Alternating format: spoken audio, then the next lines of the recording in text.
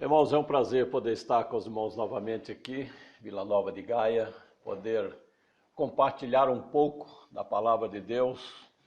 E ainda é uma pena ter que ver todos os irmãos ainda de máscara, né? E todos os cuidados com essa pandemia, mas ainda devemos ser gratos porque pelo menos já podemos reunir, não é? Com algumas restrições, mas já podemos reunir e confraternizar entre nós, compartilhar nossa experiência, estar na presença de Deus, já é uma grande bênção, né? Não sabemos até quando vai isso, ou se vai até piorar, mas a esperança é que melhore, que ainda temos mais um tempo de graça para a nossa preparação, né? Para estarmos mais em condições de enfrentar os eventos finais que estão aí batendo a porta. Sabemos que essa pandemia vai desencadear várias situações que vai com certeza afetar completamente a vida das nações, das famílias e, consequentemente, das igrejas também, não é? Mas estamos felizes porque ainda podemos estarmos reunidos e meditar um pouco na palavra de Deus. Nós queríamos falar um pouco exatamente sobre o livre-arbítrio, porque o hino que foi cantado fala do céu. O céu é opção. O céu é uma opção em que a pessoa pode escolher estar lá, né? Com a família, com a igreja, com aqueles que nós amamos, mas cada um deve se decidir. E o livre-arbítrio, meus queridos, é um atributo que Deus concedeu ao homem desde a criação. Ao voltarmos lá à criação, Deus não criou o homem como um robô, um autônomo, que só para seguir a direção e as ordens que Deus desse. Ele o criou e o deu o livre-arbítrio. Nós conhecemos bem a história. Adão e Eva tinham toda a liberdade, não é? Desfrutar do paraíso, comer de todas as frutas, de tudo aquilo que era de bom, mas a restrição foi apenas um fruto, né? Havia ali uma árvore que Deus disse, olha, pode comer livremente de todos os frutos, inclusive do fruto da árvore da vida, menos aquele que está ali no meio do jardim, que é a árvore, ficou com o nome da ciência do bem e do mal. O que Deus disse? No dia que comer desse fruto, certamente morrerás. E deixou a liberdade que o próprio homem escolhesse. Mas, no entanto, quando disse que a árvore era a árvore do conhecimento do bem e do mal, já existia o mal? Ou era só o bem? Só Deus, amor, alegria, felicidade no céu? Já existia o mal, né? Já existia o mal. E, portanto, Adão e Eva foram orientados em relação a isso. Os anjos preveniram a eles. Olha, existe aí aquele anjo rebelde, né? Se rebelou e junto com ele milhões de anjos também se rebelaram. E esse é o poder do mal. E eles estavam cientes disso. Portanto, olha, você tenha muito cuidado, pode continuar me servindo, me amando, vivendo comigo, mas também você corre o risco de ser assediado e tomar uma posição ao lado do mal. E nós sabemos quem era, não é, esse elemento. Já existia, o Apocalipse fala que foi lançado do céu, né? Quando nós lemos aí no Apocalipse, é interessante que ali está, Apocalipse 12, 7 a 9, diz que houve batalha no céu, né? Capítulo 12, verso 7 a 9, houve batalha no céu, Miguel e os seus anjos batalhavam contra o dragão, e batalharam o dragão e os seus anjos, mas não prevaleceram, nem mais o seu lugar se achou nos céus. E foi precipitado o grande dragão, a antiga serpente, chamada Diabo e Satanás, que engana todo mundo. Ele foi precipitado na terra e os seus anjos foram lançados com ele. Irmãos, aqui está o lado oposto do livre-arbítrio. E quando Deus disse que cuidado, porque você pode se contaminar com o mal, ele estava exatamente tentando orientá-lo sobre esse poder. E o que fez a serpente? O Apocalipse diz claramente que a serpente é quem?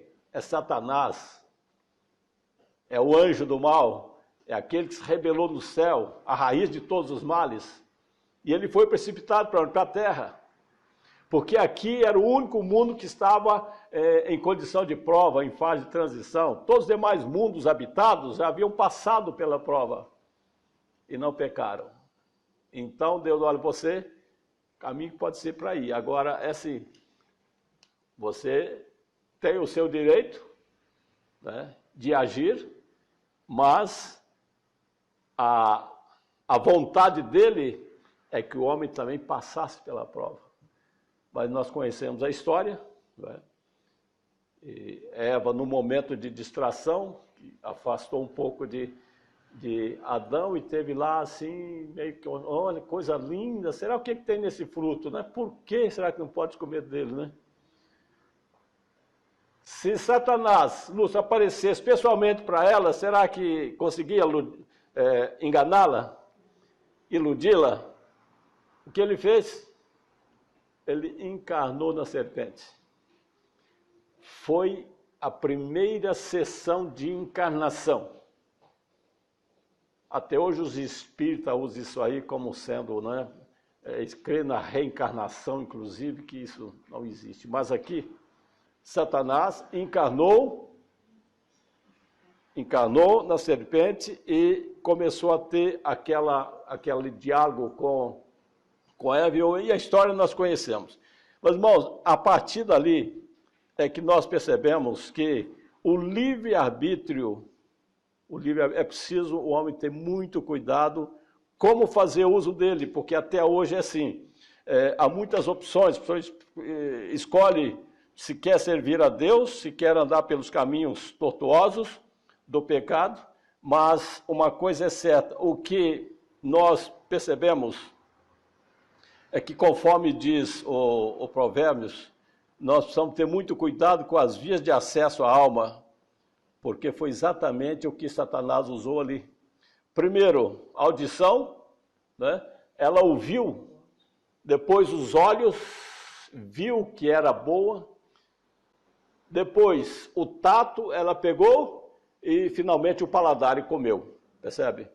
Então, quando ela diz que devemos cuidar das vias de acesso ao coração, é porque diz que dele procede a saída da vida. E as vias é exatamente isso, os olhos, os ouvidos, o paladar, o tato, né? Só faltou ali um dos sentidos, qual foi?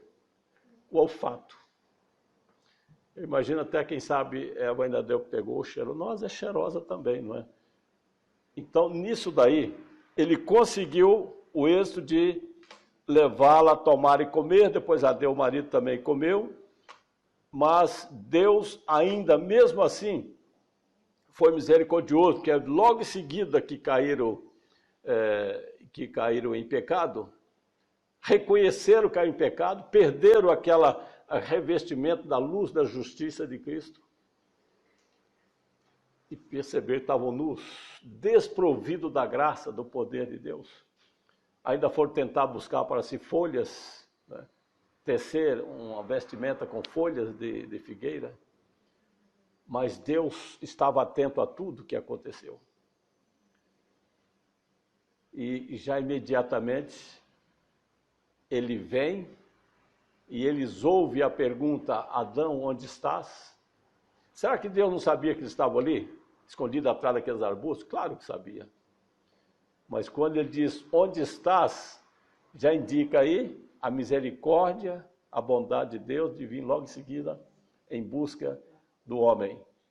Mas ele não tirou o livre-arbítrio do homem. Falou, agora sim, você optou pelo mal, pelo pecado, você vai morrer.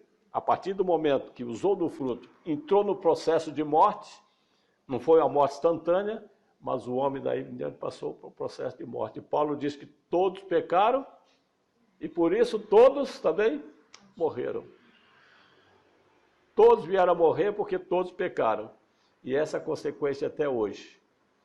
Mais tarde, no tempo de Israel, nós encontramos Deus agora dirigindo a Israel, Deuteronômio 30, 19 e 20. ele diz: os céus e a terra tomo hoje por testemunhas contra vós, de que te tenho proposto a vida e a morte, a bênção e a maldição. Escolhe, pois, a vida para que vivas, tu e a tua descendência. Continua ainda propondo o livre-arbítrio ao homem. Te proponho a vida e a morte, a bênção e a maldição, mas ainda com o conselho de amor. Escolhe, pois, a vida para que vivas tu e a tua descendência.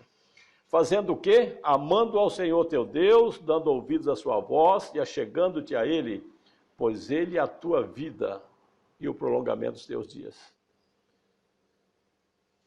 Essa é a opção que Deus oferece até hoje. Todas as pessoas têm a liberdade de escolher. E no livro de Êxodo, encontramos o capítulo 15 de Êxodo, verso 26, e disse o Senhor: se ouvires atento a voz do Senhor teu Deus, e fizeres o que é reto diante de seus olhos, e inclinares os teus ouvidos aos seus mandamentos, e guardares os teus estatutos, nenhuma das enfermidades porei sobre ti, que pus sobre o Egito, porque eu sou o Senhor que te sara. Essa é a proposta, né? Muito oportuna para hoje, né? Muito oportuna, porque o plano de Deus é que, se perceberam que novamente também Deus, o Espírito Santo, usa as vias de acesso à alma, não tem outro meio de falar conosco, a não ser através da nossa compreensão, da nossa mente, dos nossos ouvidos, nossos olhos. E aqui novamente o apelo, né?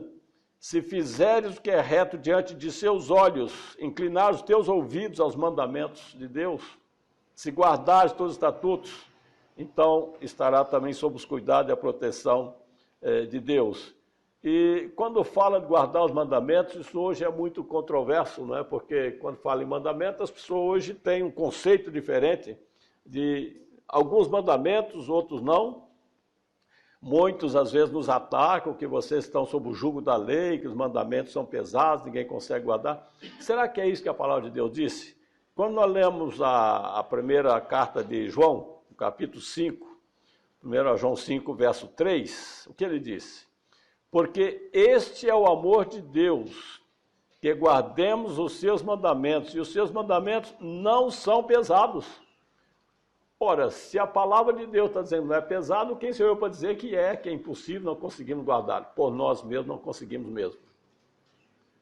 E muitos nos dizem: vocês querem ser salvos pela lei, guardando o sábado. Eu disse: não, absolutamente não. Nós não temos a mínima expectativa de uma salvação mediante guardar a lei, guardar sábado, não. Mas é muito o contrário. Nós procuramos guardar a lei, santificar o sábado, porque cremos que estamos salvos. Não é isso que Jesus disse? Vá e não peques mais. A partir do momento que aceita Jesus, então a pessoa, então o que eu vou fazer para me não pecar?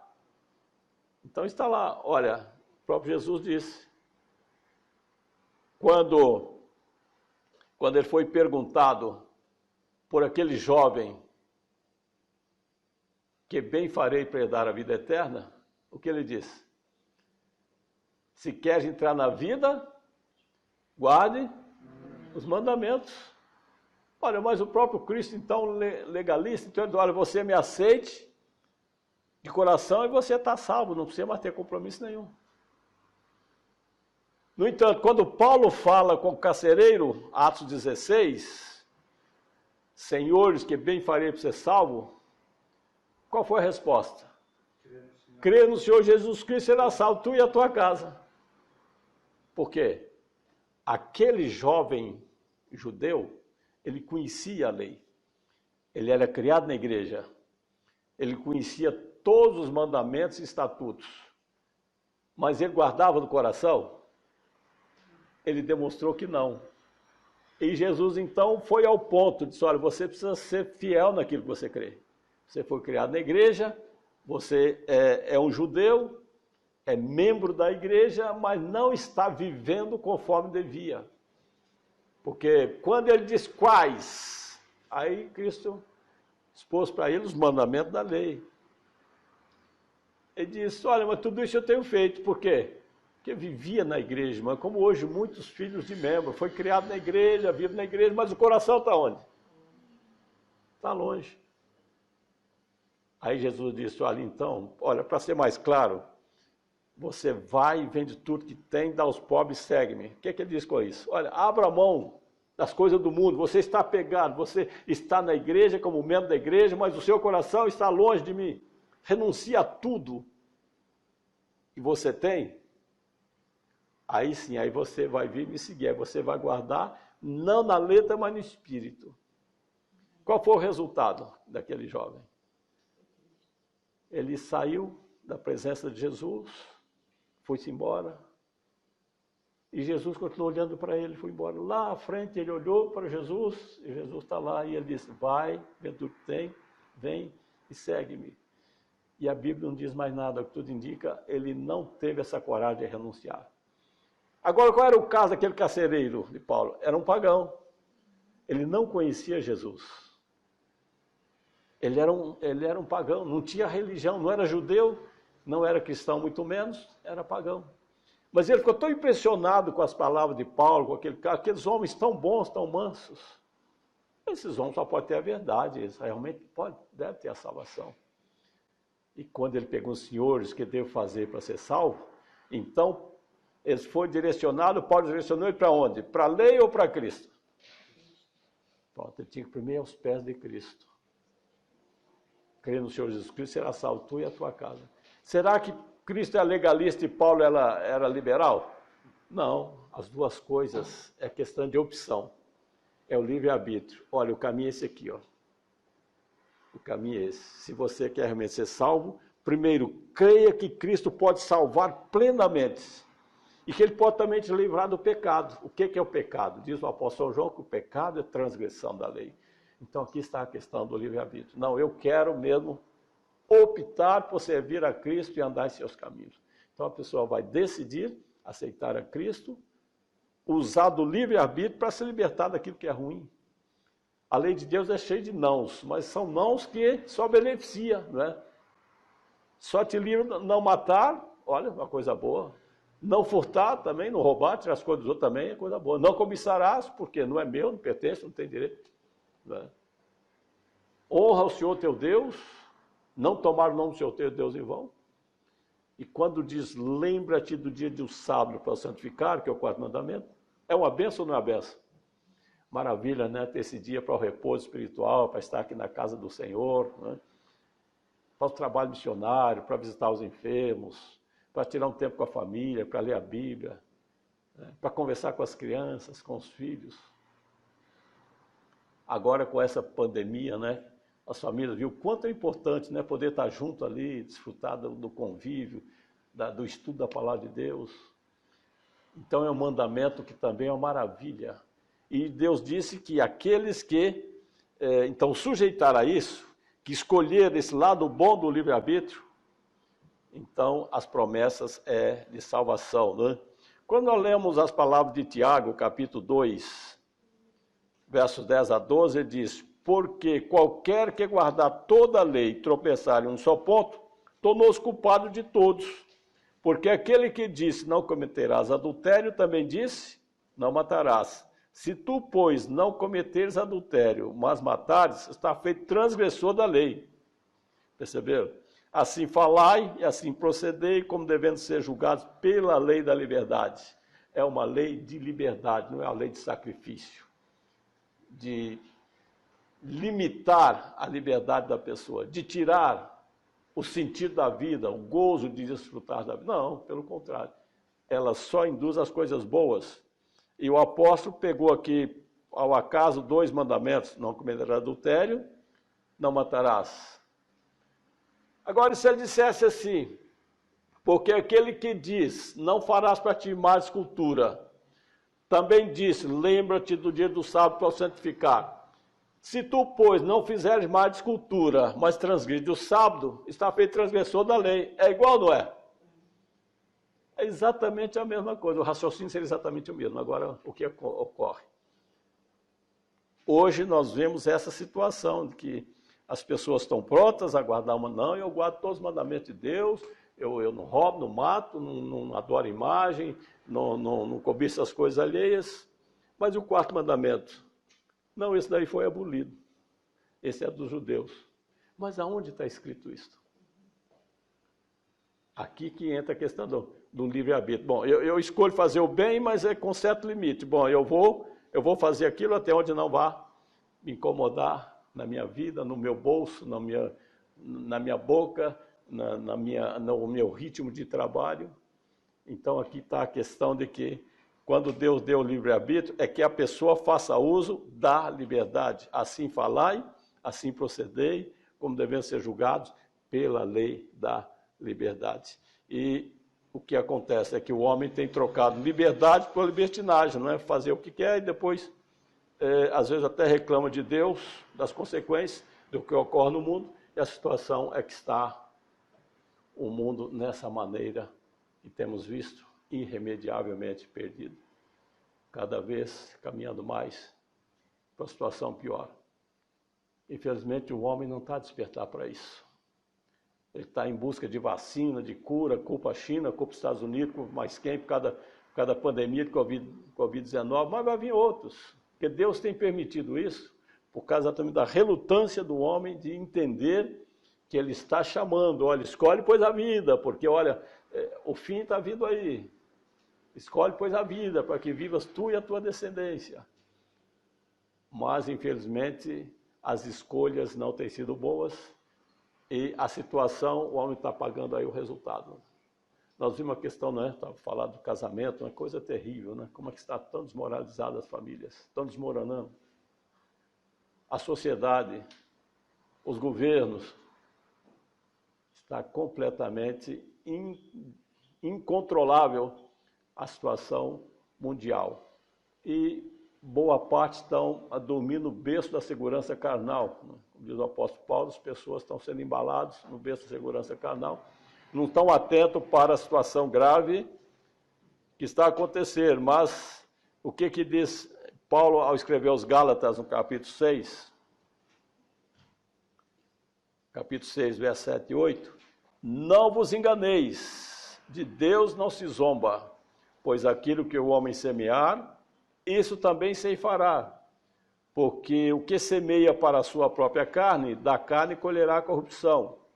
Mas o que semeia para o Espírito, do Espírito colherá vida eterna. E essa deve ser a escolha.